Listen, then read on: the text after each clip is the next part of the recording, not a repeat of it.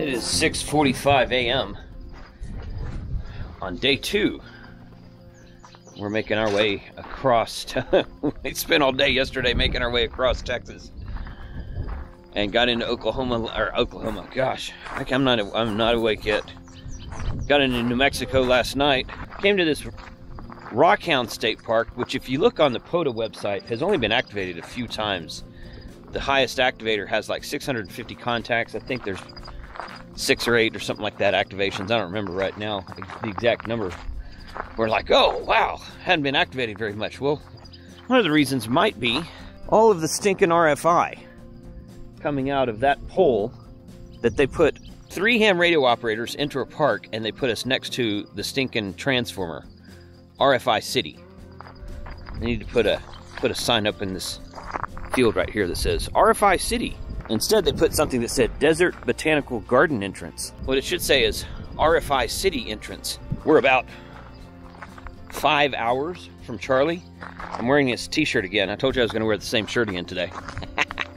I will change my pajama pants though. I'm not gonna have pajama pants it the whole day. We are gonna leisurely get up, pack up the trailer, get everything put together, and hit the road. Destination somewhere outside of Phoenix, Arizona today, and it's gonna be a fun day, so come along with us.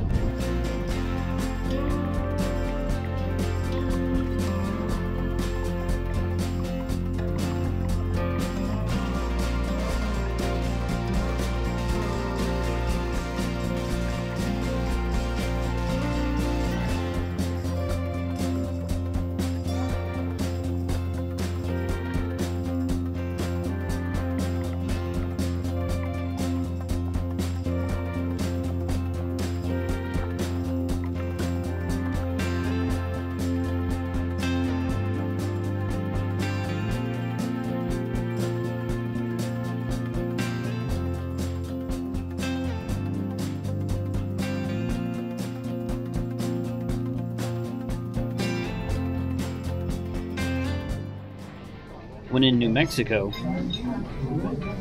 you go to Denny's for breakfast.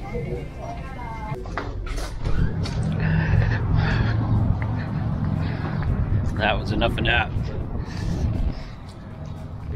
Yep.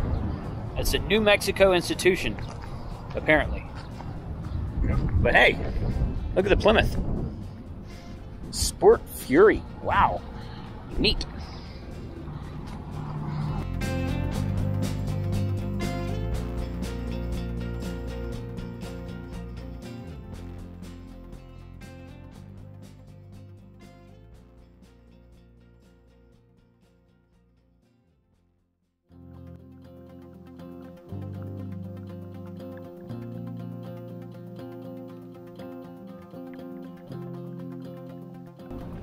We stopped at this, there's a Fry's.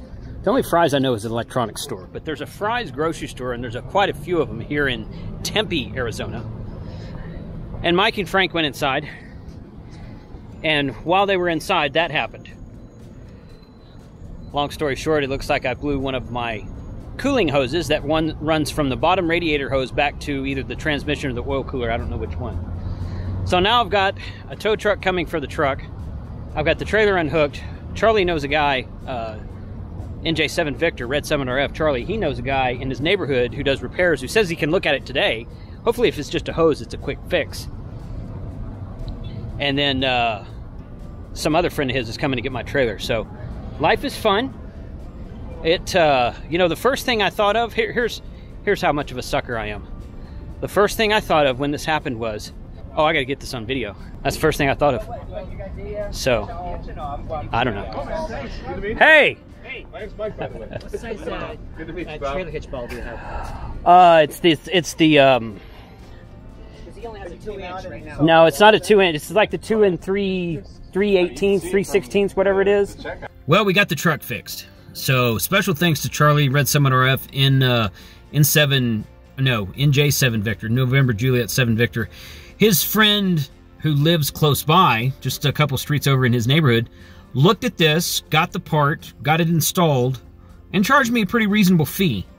all in one day. So we didn't really miss a beat. It took a couple hours to wait on the tow truck and to wait on someone to come, another one of Charlie's friends to come and tow my trailer home for me.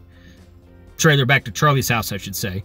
But overall, it was a fairly non-inconvenient inconvenience.